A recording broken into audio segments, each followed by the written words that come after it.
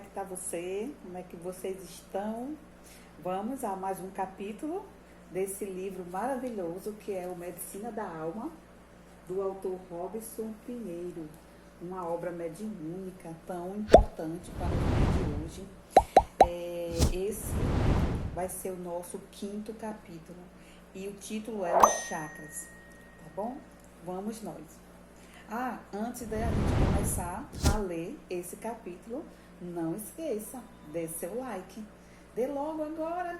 Por quê? Porque se você não gostar, no final você dá o dislike. Mas se você está interessado nessa leitura, assim como eu estou, eu acredito que você não vai dar o dislike. Mas para garantir, dê logo seu like, para você não esquecer, tá bom? Então vamos então para a leitura. Os chakras. Os vórtices de energia, ou chakras, segundo a filosofia oriental, são órgãos de importância transcendental para o equilíbrio energético do ser humano, para a manutenção da saúde e da harmonia biológica, psicológica e espiritual. Esses órgãos de percepção e transmutação de energias extrafísicas são de vital importância para todo aquele que se propõe atingir estados superiores de consciência ou sua evolução anímica.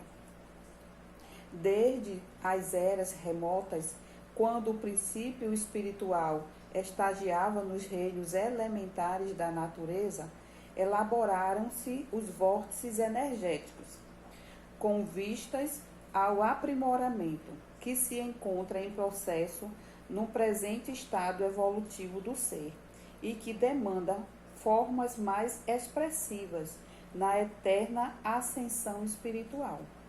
Quando o espírito revestir a forma angélica e transformar esses centros irradiantes em focos de luz imortal, podemos visualizar o sistema nervoso num ser humano como um complexo sistema onde se efetua a comunicação do espírito com a parte mais densa de seu envoltório, o corpo físico e com o mundo exterior, através de impulsos, vibrações e diversas formas de comunicação, que podemos chamar de vozes inarticuladas, as energias.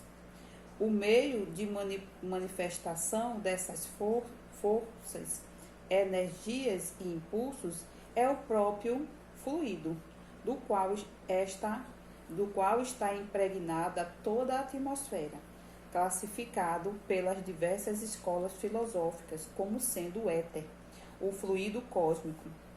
Tem uma nota aqui sobre o fluido cósmico. Vê em O Livro dos Espíritos de Allan Kardec a resposta à questão 27. Há uma tendência popular a se pronunciar a palavra fluido com hiato, né? Fluido. O correto é a pronúncia com o ditongo ui, fluido. Fica parecendo, gente, quando a gente vai falar yoga ou yoga, né? Como não são palavras, né, que tem origem no nosso dicionário, então a gente fica com essa incerteza, né? Como é que a gente fala? Qual é o certo, né?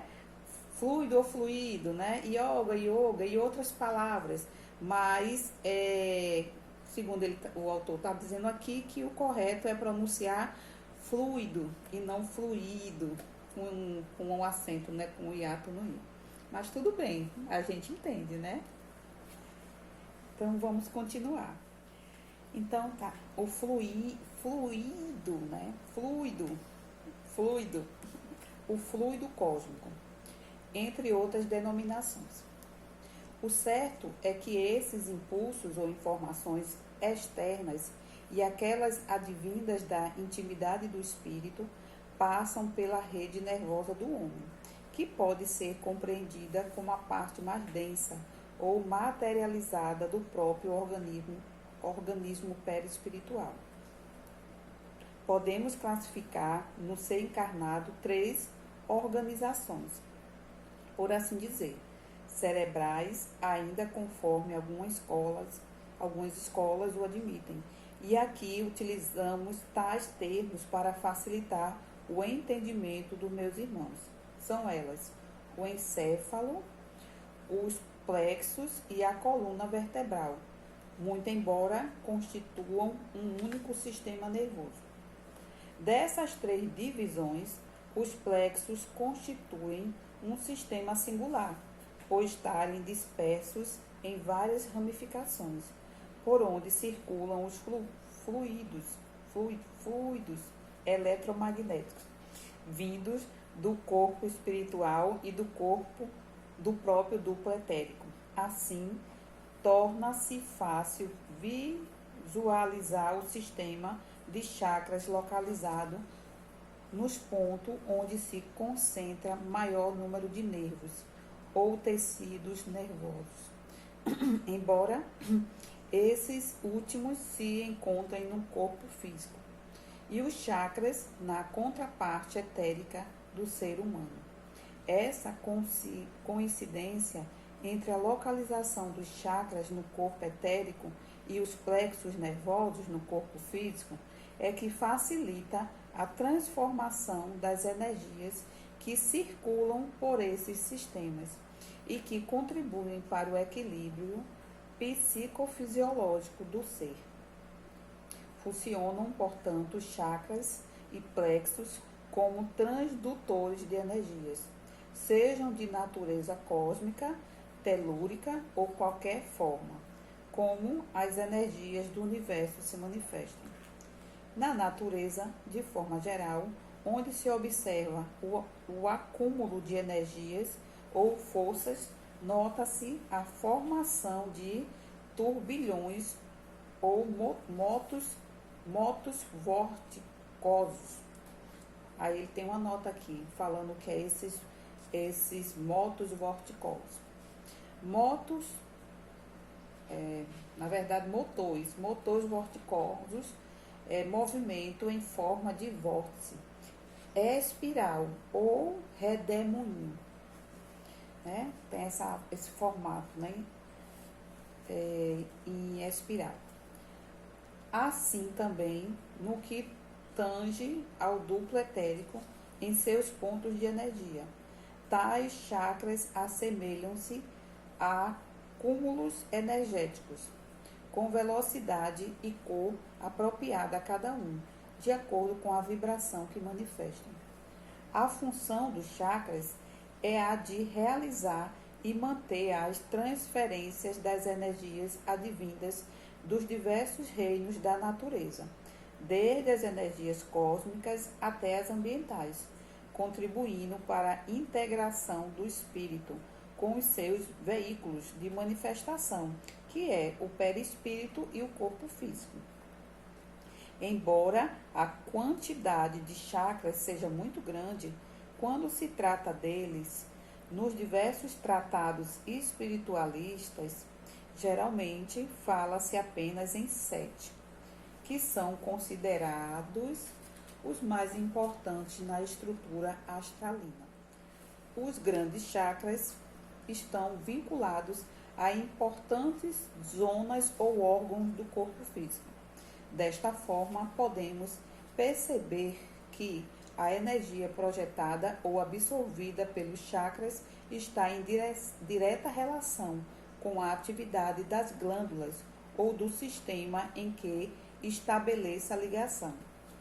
Todos os chakras irradiam basicamente 3 cores, refletindo energias eletromagnéticas ou do plano astral, constituindo essas cores o vermelho, o amarelo e o azul.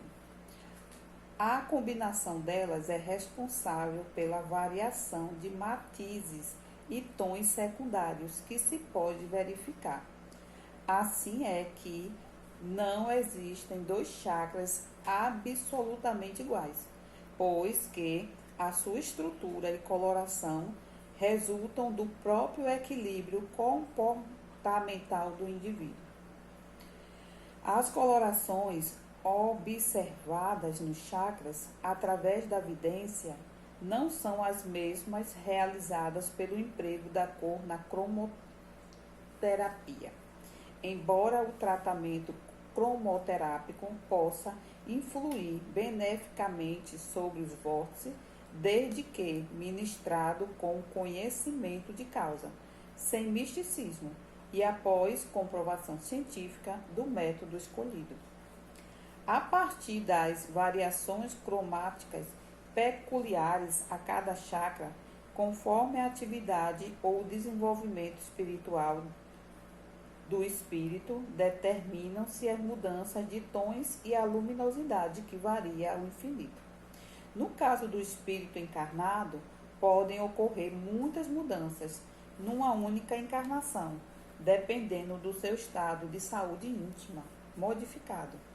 Assim, a coloração dos vórtices de energia, desta forma, para os espíritos já esclarecidos, tornam-se fácil distinguir no homem o seu estado íntimo, saudável ou enfermiço, de acordo com as irradiações observadas em seus chakras, sendo impossível a ninguém que mantenha uma conduta menos digna enganar ou fazer-se passar por santo, uma vez que apenas na aparência poderá, com alguma habilidade, lograr tal coisa.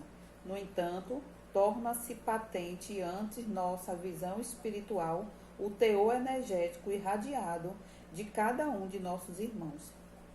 Os tons e matizes que se observam em cada chakra estão sujeitos a modificações ou alterações quanto ao aspecto dos vórtices de energia, sendo que, para tal, influem poderosamente os pensamentos e as emoções, que podem ser conscientes ou inconscientes. Verifica-se, desse modo, o cuidado que se deve ter com as próprias criações mentais e estados emocionais, pois que, quando um chakra não vibra de forma harmoniosa, o órgão ou a glândula a ele ligada sofre interferências de forma direta, causando uma disfunção. Quando existe um esforço de reformulação íntima, aumentando o padrão vibratório, nota-se uma acentuada luminescência dos chakras, exteriorizando singulares tonalidades de intensa beleza, causado, por conseguinte, benéfica influência nos órgãos a que estão associados. Ainda cabe aqui a constante advertência de iluminados companheiros espirituais quanto ao imperativo de uma reforma dos padrões de conduta, tendo em vista a íntima relação. E sobre íntima relação tem uma nota aqui, ó, a nota número 25. Vamos ver o que é que ela diz. Esta declaração do José Peglepper é particularmente útil no meio espírita, onde pessoas com estudo e observação insuficientes fazem análises precipitadas com relação ao estado de saúde de seus semelhantes, julgando suas doenças consequências de comportamentos inconvenientes de outras encarnações. Conforme a observação do autor deste livro, esta relação não é verdadeiramente, na totalidade dos casos, o que nos alerta para o fato de que generalizações são arriscadas. Voltando. Existente entre a vida moral e o equilíbrio do espírito. O que se observa é que nem sempre o corpo aparentemente sadio é habitação de um espírito são, que ainda como se vê pela experiência, muitos espíritos que alcançam um grau mais amplo de equilíbrio íntimo escolhem um corpo de resistência deficiente para as provas pelas quais vem passar. No entanto, quando falamos de saúde, queremos demonstrar as ligações do espírito com o seu passado e as influências que seus atos morais sobre si mesmo, no corpo físico ou fora dele, esclarecendo aos meus irmãos as responsabilidades inadiáveis de reestruturação de suas vidas, de acordo com o seu padrão moral elevado, segundo o que nos apresenta o inolvidável Rabi Galileu, com suas palavras sempre atuais. Mas é com a chegada do Espiritismo como o Paráclito. Vamos saber o que é isso, né? Paráclito é a nota número 26. Vamos lá. Sobre a relação do Espiritismo com o Paráclito, ou Consolador prometido por Jesus. Veja o capítulo 6 de O Evangelho segundo o Espiritismo, de Allan Kardec. Aí, tá dando aqui uma referência bibliográfica para a gente ir lá, né? No Evangelho segundo o Espiritismo, tá bom? Para a gente entender mais o que é esse Paráclito. Voltando, deixa eu ver se eu acho aqui a nota, pronto. Eu tinha falado, mas é com a chegada do Espiritismo, com o Paráclito, prometido por Jesus, pelo conhecimento das leis que devassa perante o Espírito, a filosofia espiritual e as relações de desencarnados e encarnados, conforme explicam e enriquecem os estudos espiritistas, que as questões aqui estudadas se ampliaram, aumentando os horizontes de pesquisas voltadas para aspectos tão relevantes, principalmente após as revelações do nosso irmão André Luiz, ditadas deste lado da vida, de acordo com as suas experiências de além-túmulo. Ficaram ainda mais patentes as implicações para o espírito em relação aos seus atos e pensamentos, esclarecidas as várias leis que regem a própria vida. A seguir, relacionamos cada um dos 7 grandes chakras para tecer comentários acerca de suas associações particulares com esta ou aquela estrutura do corpo físico. E aí a gente vai para o chakra coronário, tá, gente? Ele começa por aqui, ó. Vai começar aqui, ó, falando do chakra coronário, né? Como a gente costuma chamar chakra da coroa, tá? Que é o 7º chakra, né? Ele vai começar de cima para baixo, igual a gente faz com a aplicação de Reiki. Quem é reikiano, né, sabe que a gente começa aplicando o Reiki do chakra da coroa para baixo, né? Então, vamos nós.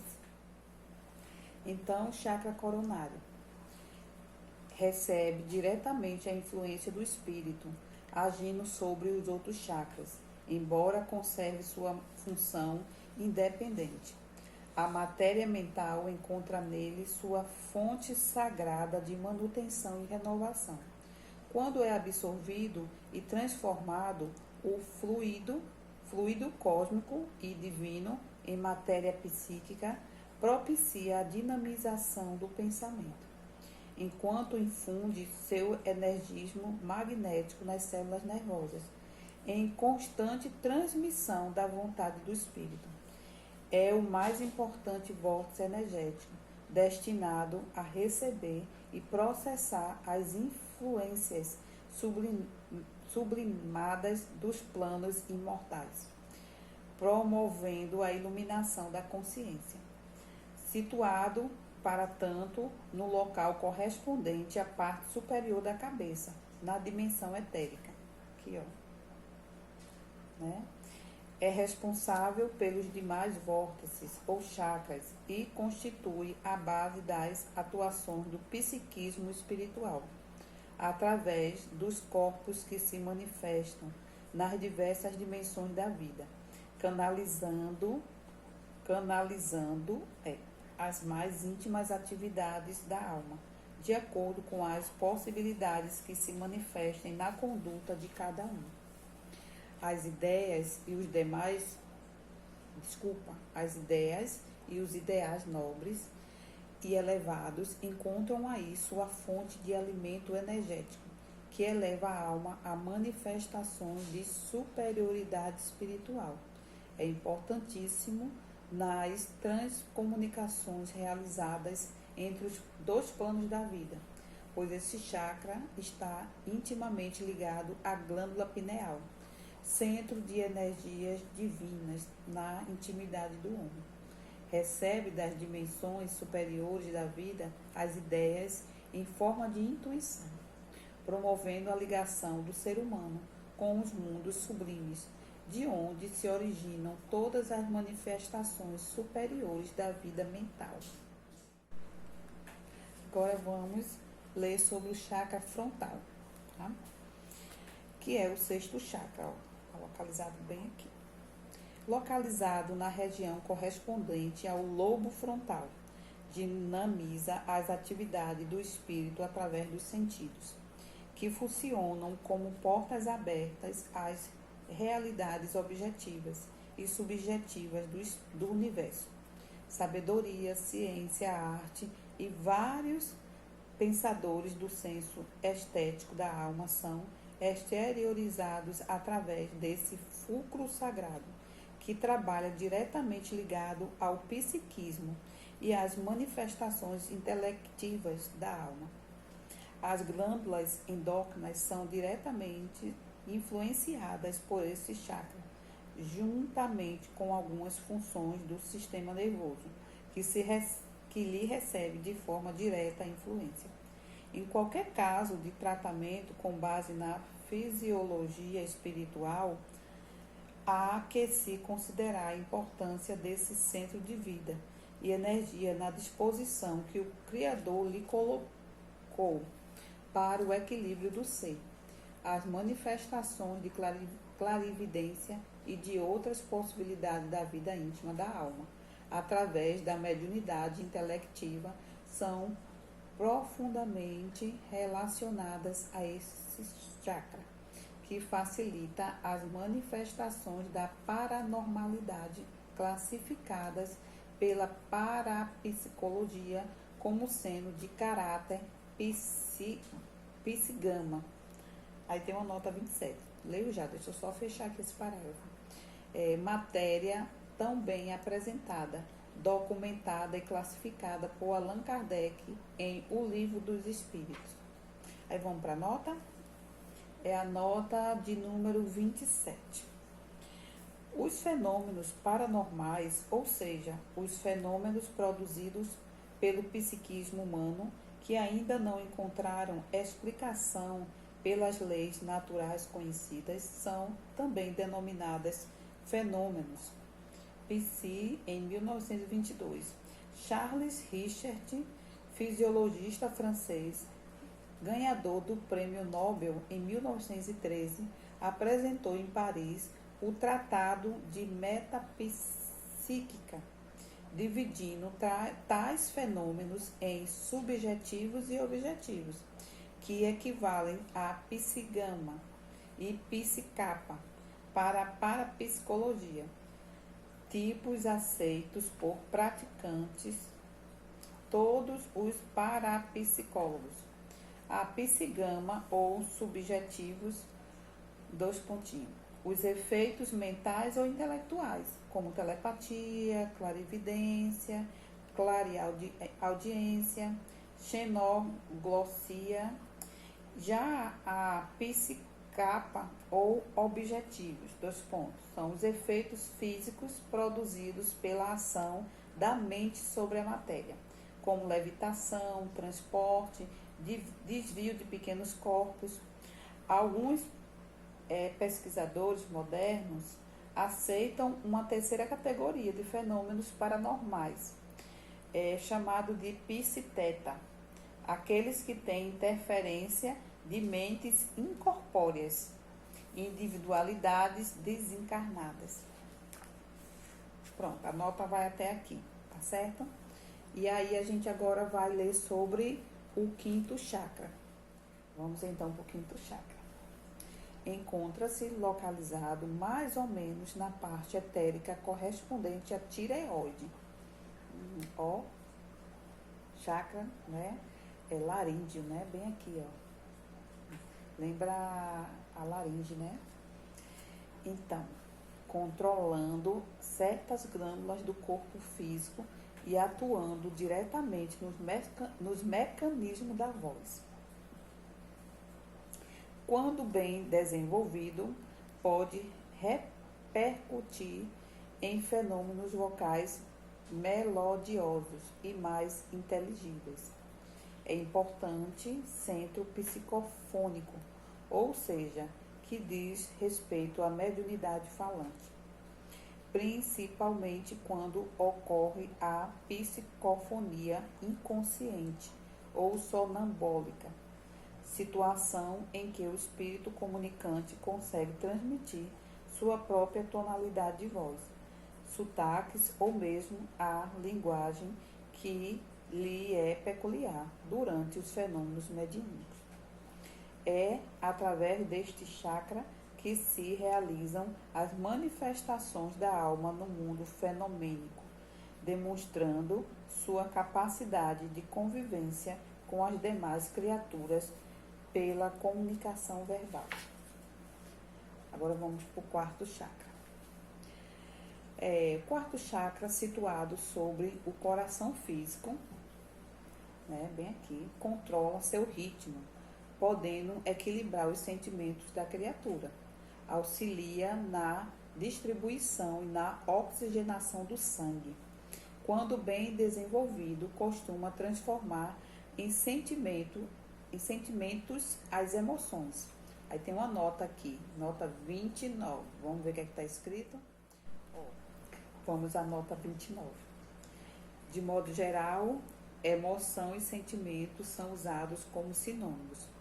Alguns teóricos, contudo, distinguem os dois, embora não haja uniformidade nas considerações.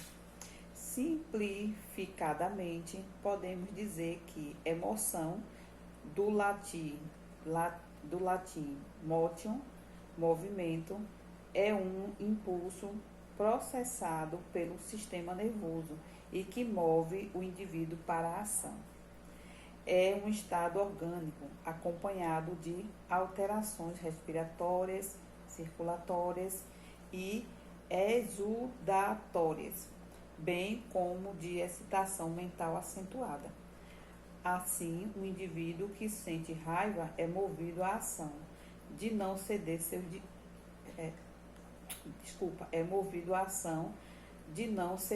direitos, pois seus limites estão sendo invadidos. Já o termo sentimento tem sido usado atualmente para designar uma disposição mental com relação a algo ou alguém. Podemos entendê-lo como ação decorrente de decisão e propósito, e não reação, como no caso de emoções.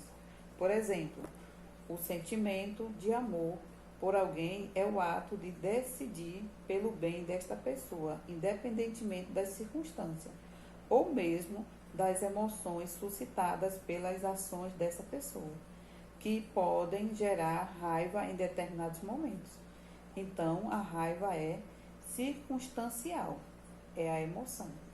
Não impede o amor, que é uma disposição do espírito, da mente. Terminando a nota, vou voltar para lá, ok? Deixa eu ver, pronto. Então, aqui, tocando com suas vibrações a extremidade do chakra umbilical.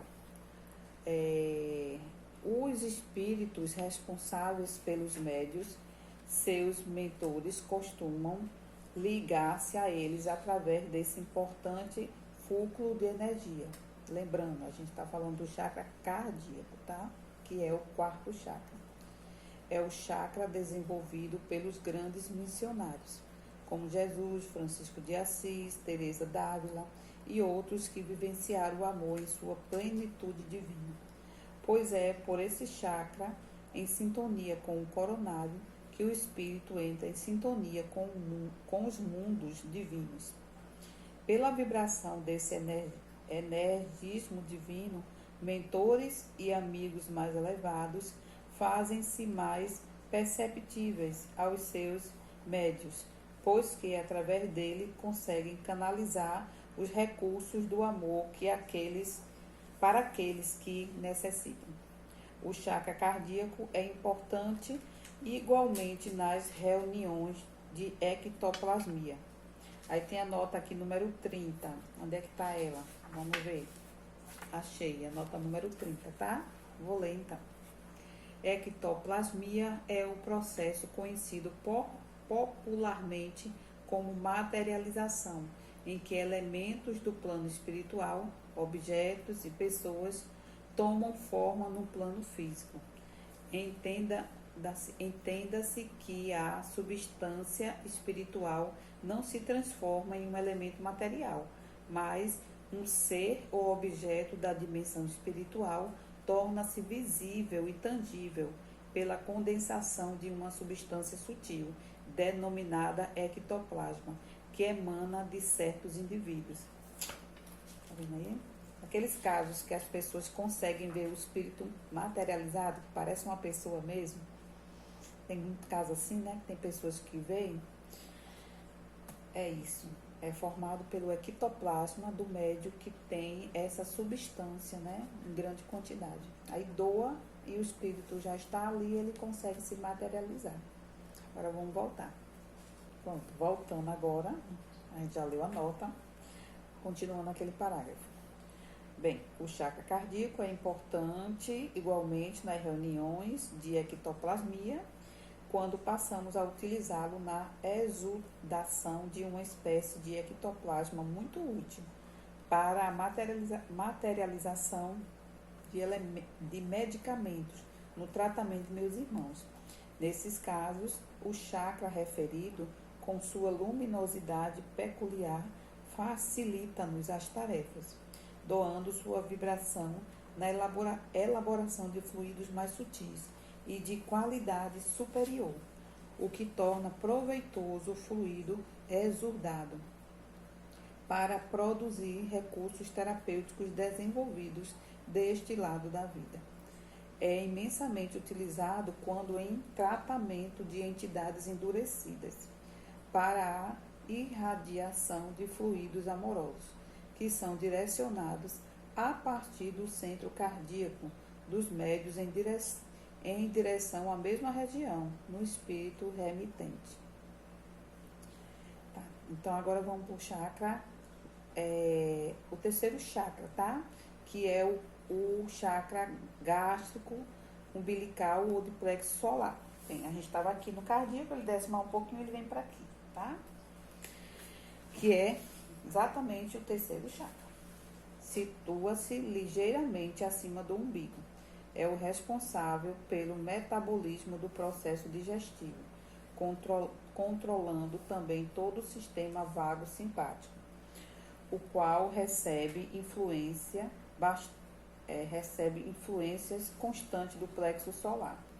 Os espíritos que se manifestam através da ligação com esse chakra geralmente são os que se encontram com sentimento de ódio, vingança ou ainda com um profundo sofrimento, uma vez que esse chakra responde pelas emoções. Daí o médium sentir a repercussão dos sentidos do desencarnado, quando da incorporação ou da psicofonia, uma vez ligada ao médium, traz vivamente a ele suas dores, raiva e outras emoções mais fortes. Esse chakra pode estar seriamente comprometido naqueles que possuem dificuldades com emoções descontroladas ou conflitos emocionais mais graves. Deve-se aí concentrar, então, toda a atenção quando do tratamento realizado. É também por aí que devem convergir os esforços para o tratamento de pessoas nervosas, irritáveis ou que facilmente choram, pois a magnetização desse importante centro de energia poderá, quando realizada por pessoas experientes, restaurar o equilíbrio emotivo do paciente, principalmente nos casos de depressão, tristeza ou melancolia. Este é também um dos chakras para o qual devemos dirigir a nossa atenção, principalmente nos casos de desenvolvimento de mediunidade, uma vez que, nessa fase, os meus irmãos captam muitas emoções de espírito menos elevados, até que aprendam a sintonizar-se com o alto. Então, vamos agora para o segundo chakra, chamado de esplêndido ou sacral. Sua função é extremamente importante para manter o equilíbrio energético orgânico, já que está relacionada à produção do plasma sanguíneo, ao equilíbrio vital e à distribuição dessas mesmas energias vitais do corpo. Absorve a vitalidade dos raios solares, transformando-a em magnetismo, para nutrir tanto o duplo etérico como os corpos espirituais e físicos. O esplênico também é utilizado nos processos mediúnicos. Sendo esse chakra o armazenador e processador de fluidos vitais necessários ao organismo, é evidentemente o mais visado por entidades vampirizadoras, que, através do esplênico, sugam as energias da vítima, diminuindo-lhe a resistência, ocasionando também a redução da capacidade de absorção dos fluidos vitalizantes que se manifestam através da energia do Sol, ou prana, processada na medida da necessidade do organismo. Quando se observa a atuação de vampiros ou parasitas, aí aqui tem uma nota, em parasitas, a nota 31. Vamos lá. Para saber sobre vampiros e parasitas energéticos, vê o livro Legião, um olhar sobre o reino das sombras, de Robson Pinheiro, pelo espírito Ângelo Inácio. Outro livro, né, do mesmo autor, né, gente? Eu tinha esse livro aqui, eu acho que eu emprestei. Mas enfim, fica aqui a citação bibliográfica, né, do autor. Voltando. Através desse chakra, né, existe a necessidade urgente da terapia espiritual, desligando-o do encarnado, pois durante o processo de simbiose pode a infeliz entidade levar sua vítima ao completo esgotamento psicofísico, causando-lhe o desencarne. Ou, no caso de parasitas, poderá diminuir-lhe a resistência orgânica, facilitando a proliferação de vírus no organismo do indivíduo. Sério, né, gente? Você vê como é importante, né, a higienização, né? A gente está sempre limpando esses chakras. E como é que se dá a limpeza desses chakras? Pelo nosso pensamento, né? Pela seletividade dos nossos pensamentos, né? Também pela nossa ligação com a fonte divina, né? Que é independente de religião. Quando a gente se liga à nossa fonte, né? Que é o Criador, a gente está sempre se renovando e pedindo a essa fonte que criou todos nós, que nos faça sempre uma pessoa nova, uma pessoa limpa, uma pessoa que está disposta a recomeçar, né, gente? Porque todos nós falhamos em algum momento, mas quando a gente tem essa humildade de perceber onde a gente falhou, né, e pede uma nova oportunidade, aí Deus vai amolecendo o coraçãozinho da gente, a gente vai percebendo onde foi que a gente falhou e vai por ali consertando, porque Deus não vai consertar por nós, mas Ele vai dar discernimento e também a oportunidade da gente fazer essa higienização, né? Então, higienização começa pela seletividade dos nossos pensamentos e também consertando aquilo que a gente não quer mais repetir, né? Então, vamos nós. Aqui a gente agora vai fechar com o próximo chakra, que é o primeiro, né? Que é chamado de chakra básico, fundamental ou genésico. Esse chakra constitui importante centro energético. É o responsável pela metabolização do magnetismo primário, de que se utiliza para o desenvolvimento da energia criadora, nos processos de cocriação, na manutenção da forma física e na elevação da alma. Através desse chakra é que a energia primária, chamada de Kundalini, olha aqui, ó, é uma nota. Vamos saber o que é essa Kundalini? Eu já ouvi falar demais, né? No meio holístico a gente escuta muito, mas vamos aqui saber o que é que o autor nos traz de conhecimento sobre ela.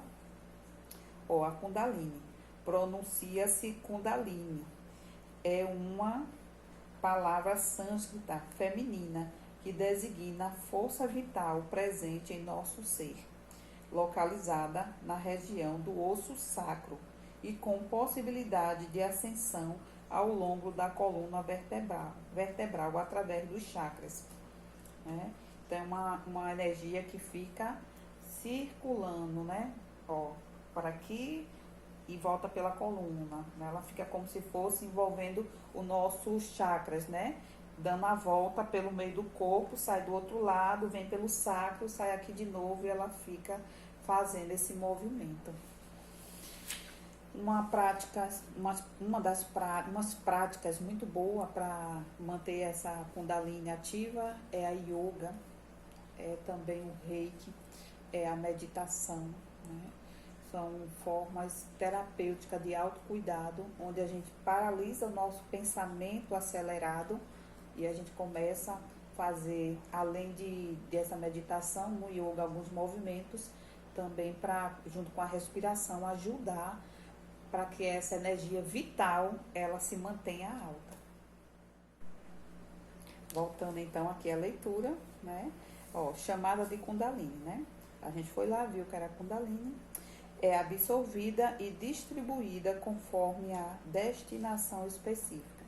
Tal energia guarda um forte ascendente sobre o homem, por estar ainda materializado, ou mais ou menos dominado pelo instinto de sua parte menos espiritualizada, sendo por isso desaconselhável o despertamento prematuro deste centro básico de energia. Nos intercâmbios mediúnicos obsessivos, espíritos infelizes ligam-se a esse chakra em processo mecânico. Aí, gente, eu vou agora finalizar por aqui, tá certo? Olha, tem essa figura aqui, Eu gosto desse livro também, gente, por causa disso, né? Vocês estão acompanhando a leitura comigo, vocês estão vendo que sempre o autor traz ilustrações, né? Como essa, como a gente viu nos capítulos anteriores. Olha aqui, os chakras, tá vendo aqui? O coronário, né? O frontal, o laríngeo, o cardíaco, o plexo. Aqui eu chamo de umbilical, mas ele trouxe outro nome na leitura, né? Nesse segundo chakra, que ele chamou aqui de esplênico, né? Ou sacral. E o chakra básico aqui, você pode ver que cada um tem uma cor diferente, né? Como ele disse, que essa cor ele varia também de acordo com a evolução de cada pessoa, tá? E traz um pequeno trechinho aqui. Vamos ver o que é que esse trecho aqui diz. Os chakras localizados no duplo etérico são os responsáveis pela transformação e pela distribuição das energias ao longo das nadis. A gente já viu que é nadis, né? Lá no capítulo anterior. E, por conseguinte, os órgãos físicos a eles associados. Beleza, gente. Esse capítulo não termina aqui, a gente vai ter que dividir, como a gente fez o outro, parte 1 e parte 2, tá? A gente vai chamar essa de parte 1. E, gente, vou terminar por aqui esse vídeo, contando com seu like, tá bom?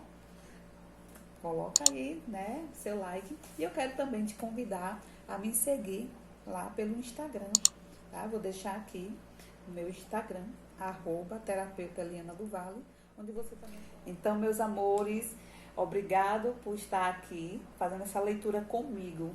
Podem acreditar que vocês são o meu maior incentivo, tá bom? Pra gente estar fazendo essa leitura juntos. Comentem, tá? Eu tô aceitando também dicas e me segue também, como eu disse lá no Instagram, porque lá também eu falo de outras terapias, tá certo? Então, um beijo no coração e até a próxima semana.